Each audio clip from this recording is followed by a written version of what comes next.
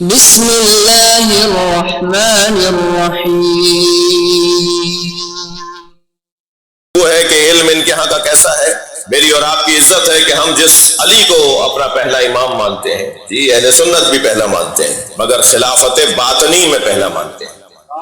میرے سنی بھائی کہتے ہیں کہ علی خلیفہ بلا فصل ہے، مگر باطنی خلافت، ظاہری خلافت میں چوتھے ہیں، باطنی خلافت میں پہلے ہیں۔ باطنی خلافت کا مطلب یہ ہے، ان کا کہنے کا مطلب یہ، کتابیں لکھ رہے ہیں ہمارے سنی بھائی اس موضوع پر، علماء ان کے، جناب ظہور احمد فیضی صاحب نے بھی پچھلے دنوں کتاب لکھی ہے، لاہور کے سنی عالم ہیں، کہ مولا علی خلیفہ بلا فصل ہے مگر باطنی، یعنی نبی کی ظاہری حکومت مولا علی کے پاس چوتھے دور میں آئی، مگر نبی کی حقیقی حکومت علی کے پاس چاروں دوروں میں رہی۔ یعنی امت کو اگر رجوع کرنا ہے تو علی سے رجوع کرے گی۔ علی نبی کی جگہ بیٹھنے والے کو کہتے ہیں۔ تو میں اور آپ اگر مولا علی سے اس حوالے سے پیار کر رہے ہیں تو یہ ہمارا حق بنتا ہے۔ میں تو دعوت دے رہا ہوں ان لوگوں کو کہ جو اس بات کی طرف ابھی متوجہ نہیں ہے کہ بالآخر آپ کو متوجہ ہونا ہے اور بالآخر اس دروازے پر آنا ہے۔ ایک اور جملہ ہدیہ کر رہا ہوں ان لوگوں کے لیے جنہیں بالآخر کل آنا ہے۔ مجھے سمجھ میں نہیں آتا علی دنیا میں چوتھے نمبر پر ہے اور آخرت میں پہلے نمبر پر۔ ساری دنیا مانتی ہے اس بات کو، سارا عالم اسلام مانتا ہے کہ آخرت علی کے ہاتھ میں۔ آپ کسے کیا مانتے ہیں مبارک ہو، ہم بھی انہیں مانتے ہیں، لیکن علی علی ہے، مولا کا مقام مولا کا مقام ہے۔ یعنی جنہیں دنیا عالم اسلام معتبر مانتی ہے وہ بھی علی اور اولاد علی سے کہتے ہیں جنت ہمیں دو، جنت علی کے بچوں کے ہاتھ میں ہے۔ اور وہ تو جنت کی خوشبو بھی نہیں سونگھ سکے گا جس کے دل میں علی کی محبت رہی۔ تھوڑا گردن ہلائیے، بات جا رہی ہے۔ وہ تو جنت کی خوشبو بھی نہیں سونگھ سکے گا جس کے دل میں علی کی محبت نہیں ہے۔ چلیے کچھ دیر کے لیے اپنے ذہنوں کو لے چلیے کہ جب محشر میں ورود ہوگا مولا علی کا تو کیا عالم ہوگا۔ میرے مولا نبی فرماتے ہیں محشر میں علی میرے آگے چلے گا، میں علی کے پیچھے چلوں گا۔ تو ایک صحابی محترم نے کہا یا رسول اللہ آپ افضل ہیں، علی آپ سے کم ہیں، آپ علی سے زیادہ افضل ہیں، تو آپ آگے چلیں گے یا علی آگے چلیں گے؟ فرمایا تم نے میرا قول یہ نہیں سنا، علی صاحب لوائی، علی میرا علمدار ہے، اور علمدار ہمیشہ آگے چلتا ہے، لشکر پیچھے چلتا ہے۔ جنت کے دروازے پر، ہر دروازے پر، اچھا ایک دروازہ بھی نہیں ہے، اللہ نے بڑا عجیب نظام بنایا ہے، دوزخ کے 7 دروازے بنائے ہیں اور جنت کے 8 دروازے بنائے ہیں۔ جنت کا ایک دروازہ زیادہ بنایا ہے، دوزخ کا ایک دروازہ کم بنایا ہے، وہ بھیجنا نہیں چاہتا نا، وہاں جہاں بھیجنا چاہتا ہے وہاں دروازے زیادہ بنائے ہیں۔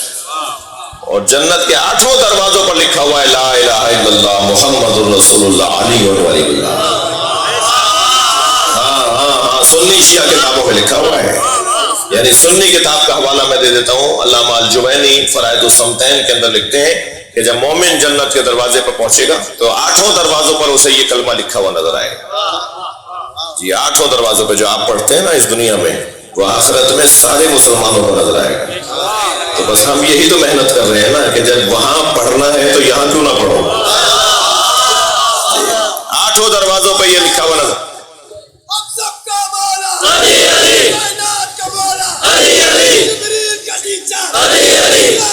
مل کا جواب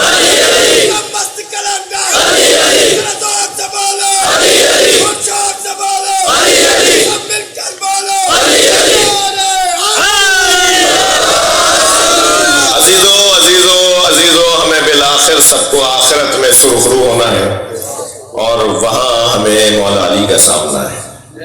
میرا دل کر رہا ہے میں آپ کو ایک حدیث سنا دوں۔ آپ کے گھروں کے دروازے پر بھی کنڈی لٹکی ہوئی ہے، بیل لگی ہوئی ہے، جب بیل کا بٹن بجتا ہے دبتا ہے تو اندر ایک آواز آتی ہے۔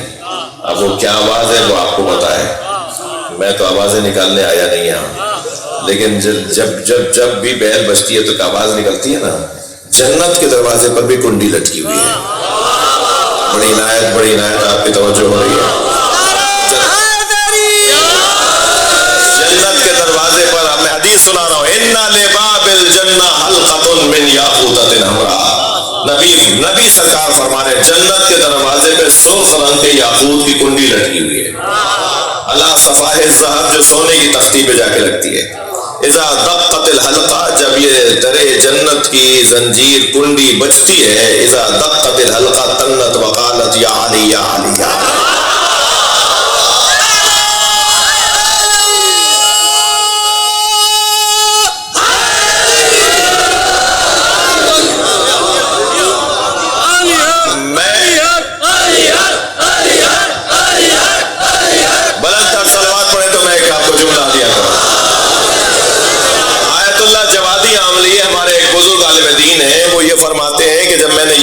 پڑھی کہ سرکار نے فرمایا جنت کے دروازے کی کنڈی کی آواز بجنے کی آواز علی علی کی آواز ہے، تو میں نے اپنے استاد علامہ محمد حسین طباطبائی، توجہ ہے، اپنے استاد علامہ محمد حسین طباطبائی سے پوچھا کہ استاد جنت کے دروازے پہ علی علی کی صداؤں کا فلسفہ کیا ہے؟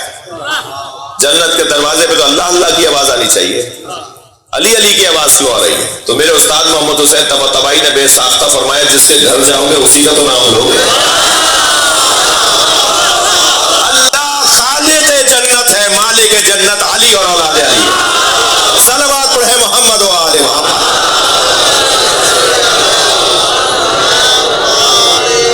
بہت سے لوگوں سے بہت ساری باتیں ہضم نہیں ہوتی، میں ان سے ہمدردی رکھتا ہوں۔ بہت سے لوگوں سے کچھ باتیں ان کے گلے سے اترتی نہیں ہیں، میں ان سے تھوڑی سی ہمدردی رکھتا ہوں۔ اس کی وجہ یہ ہے کہ جس نے کچی پکی نہ پڑھی ہو اسے میٹرک کی باتیں کیسے سمجھ میں آئیں گی؟ تو اپنے ساتھ اپنے بھائیوں کو ضرور لایا کریں۔ میں ان بچوں جوانوں سے کہہ رہا ہوں مجلسوں میں اپنے ساتھ اپنے بھائیوں کو ضرور لایا کریں۔ آہستہ آہستہ اس فضا میں آئیں گے، بیٹھیں گے، سنیں گے، پوچھیں گے، اعتراض کریں گے، الجھیں گے، حل نکلے گا، جواب ملے گا، خود ہی مسئلے حل ہونا شروع ہو جائیں گے۔ مجھے تو امام کے ظہور کی خوشبو آ رہی ہے، اس لیے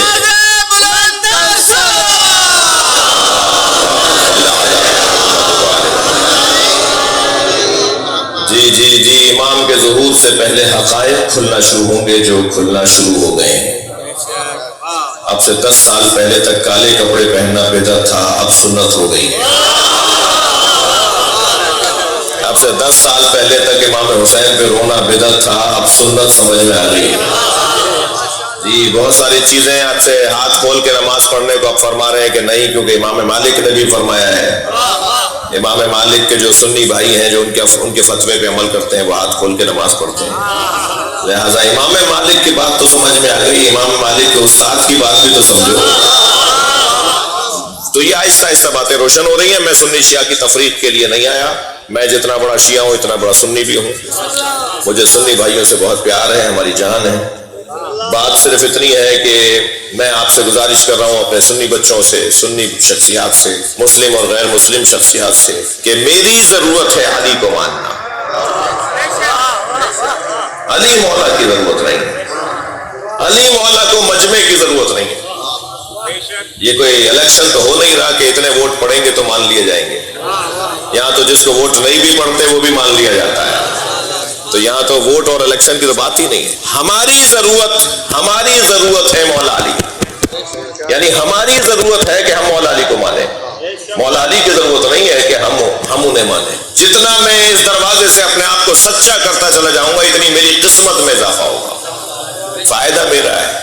سورہ مبارکہ مائدہ کی 54ویں آیت میں اللہ نے ارشاد فرمایا یا ایھا الذین آمنوا من یرتد منکم عن دینہ، اگر تم میں سے کوئی دین سے پھر گیا فسوف یأتی اللہ بقوم، تو اللہ تمہاری جگہ کسی اور کو لے آئے گا۔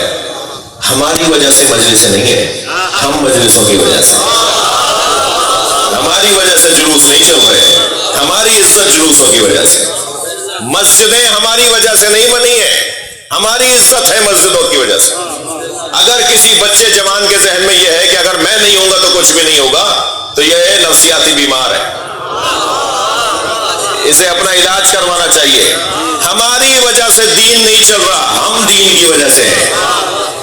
یہ مولا حسین کا ذکر ہماری وجہ سے نہیں ہے، ہم سے زیادہ پہلے معتبر لوگ آئے اور ہم سے زیادہ معتبر لوگ بعد میں آئیں گے، ہمارا کوئی کمال نہیں ہے۔ جو لوگ، معاف کیجیے گا تھوڑی دیر کے لیے کڑوی بات اگر ہو رہی ہو تو، جو لوگ مسجد امام بارگاہ، جلوس، عزاداری، ماتم، نوحہ، ماتمی انجمن، علم، زلجنا، ان ساری چیزوں سے جڑ کر اپنے آپ کو سمجھتے ہیں کہ یہ ہماری وجہ سے، وہ اپنی اصلاح کریں، تمہاری وجہ سے نہیں ہے، تمہاری عزت ان کی وجہ سے۔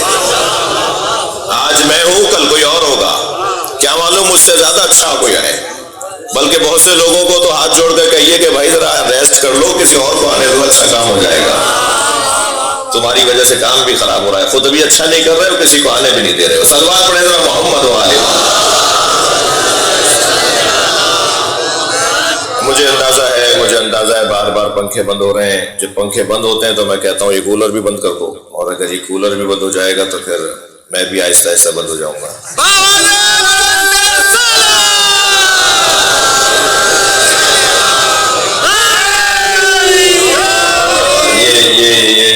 پاکستان میں تو بہرحال یہ ہم ایسے ہی تو رہ رہے ہیں کہ یہ بجلی والوں کی مہربانی ہے کہ کبھی کبھی آ جاتی ہے. یہ تو اکثر اس کا آنے کے اوپر خوشی ہونی چاہیے، جانے پر کوئی ناراضگی نہیں ہے. اصل تو یہ ہے کہ جائے گی، مہربانی یہ ہے کہ آئے گی. بل مگر ہم پورا دیں گے اور اس بجلی کے بل کے اندر ٹیکس سارے لگ کر آئیں گے. جو کام ہم نے نہیں بھی کیا ہوتا اس کا بھی ٹیکس ہم دیتے ہیں.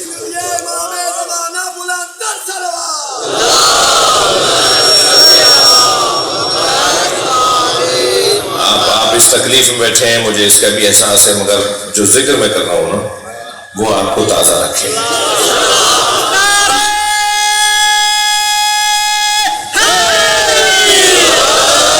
بعض جگہ تو پہلو بدلنے کی جگہ بھی نہیں مل رہی، جیسے بیٹھے ہیں ایسے ہی بیٹھے رہیں گے. بعض جگہ مجھے نظر آ رہا ہے بدن تکلیف میں ہے مگر روح کو غذا مل رہی ہے. اہل بیت کے ذکر سے روح کو غذا ملتی ہے. مولا علی کا نام، تھکے تو نہیں ہے بات کروں، مولا علی کا نام اسم اعظم ہے. ایک ایک حاجت تو کم سے کم ابھی سوچنا شروع کر دیجئے. مجھے سنتے بھی رہیے گا، کہیں اور نہیں چلے جائے گا. ایک ایک حاجت ابھی سوچنا شروع کریں. میں اپنے اطمینان قلب کے ساتھ مولا کو گواہ بنا کر یہ بشارت دے رہا ہوں وہ حاجت پوری ہوگی. علی مولا کا نام اسم اعظم ہے.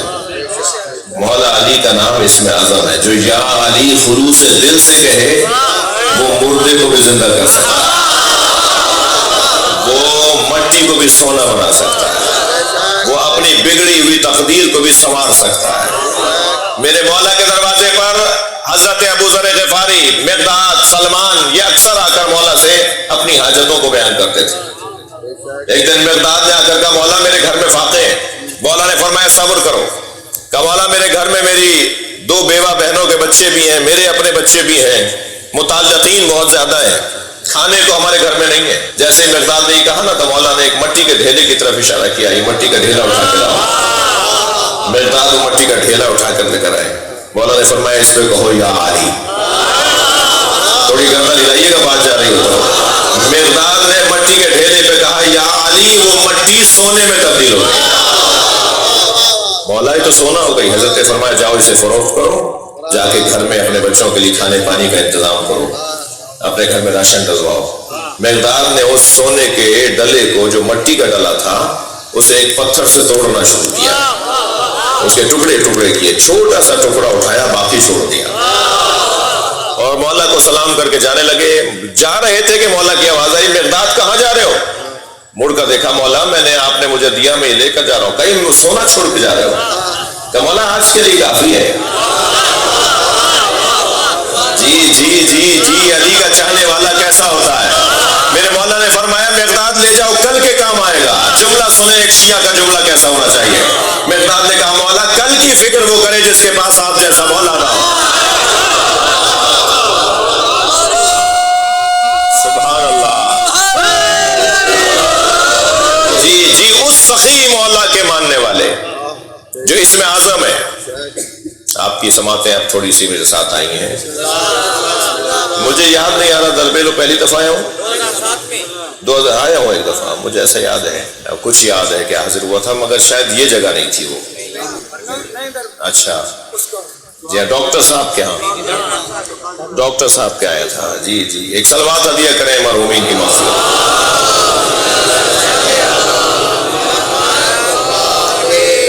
جی میرا دل کر رہا ہے کہ آپ کو تھوڑی دیر مولا کی خدمت میں اپنے ساتھ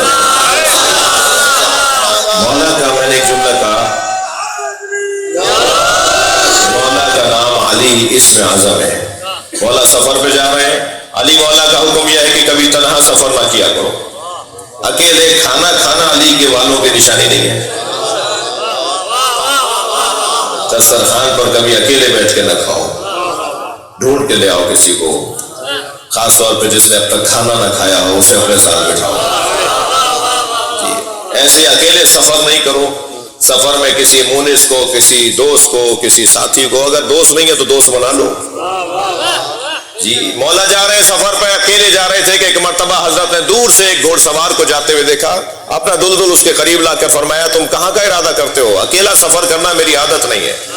کہا ہے مسافر میرا فلاں محلے اور فلاں علاقے کا ارادہ ہے. حضرت نے فرمایا میں بھی وہیں جا رہا ہوں. ہم ساتھ چلتے ہیں. اب اس کا گھوڑا اور مولا کا گھوڑا ساتھ ساتھ دوڑ رہے ہیں کہ اچانک ایک ایسے رستے پر آئے کہ جہاں رستہ زیر آب تھا, پانی بڑا گہرا تھا, جانا اس طرف تھا. وہ جو حضرت کے ساتھ تھا وہ یہودی تھا, اس نے اپنے سامان میں سے ایک چادر نکالی اور پانی کے اوپر پھیلا دی. پانی پر چادر کو پھیلایا تو وہ پتھر کی بن گئی. اپنا گھوڑا اس طرف لے جا کر چادر کو کھینچا, وہ پتھر دوبارہ چادر بن گئے. تو مولا کو آواز دے کر کہنے لگا میرے پاس تو اسم اعظم ہے, آپ کیسے آئیں گے؟ میرے پاس تو اسم اعظم تھا جو میں نے نہر پار کر لی, دریا پار کر لیا, پانی پار کر لیا, آپ کیسے آئیں گے؟ مولا نے اپنے دلدل کی گردن پر ہاتھ پھیرتے ہوئے فرمایا تم پانی پہ چل کے جاؤ گے. اپنے گھوڑے سے فرمایا تم پانی پہ چل کے جاؤ گے. اب گھوڑا پانی پہ چلتا ہوا جب اس طرف آیا تو یہ تعجب سے کہنے لگا میرے پاس تو اسم اعظم تھا اس لیے میں یہاں گیا, آپ کے پاس کیا ہے؟ حضرت نے فرمایا وہ اسم اعظم تیرے پاس کیا ہے؟ کہنے لگا مجھے بتانے کی اجازت نہیں ہے, آپ مسافر ہیں اور میرے سفر میں ساتھی ہیں, تو میں اتنا بتا دیتا ہوں آخری نبی کے وسیع کا نام. مولا نے فرمایا جس کا نام لے کے تو دریا پار کرتا ہے وہ علی میں ہوں.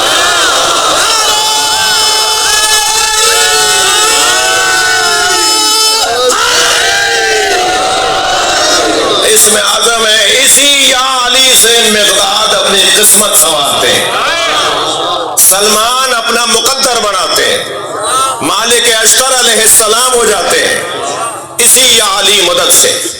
اور میں اور آپ بھی عزیزو اس وقت